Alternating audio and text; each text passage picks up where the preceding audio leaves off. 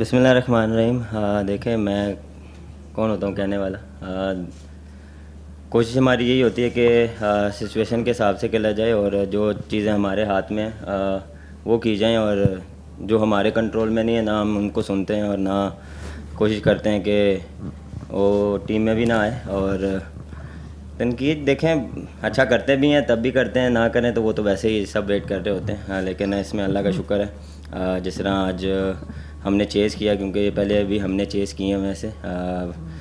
हमारी बस यही प्लानिंग थी कि मेरी और रज़वान की सिचुएशन के हिसाब से, कंडीशंस के हिसाब से क्या रिक्वायर्ड है, किस तरह खेलना है, कैसे लेके जाना, किस टावर में हमने चार्ज करना है, तो वो पूरी प्लानिंग के साथ हमने अंदर उस अपने प्लान को एग्जीक्यूट किया।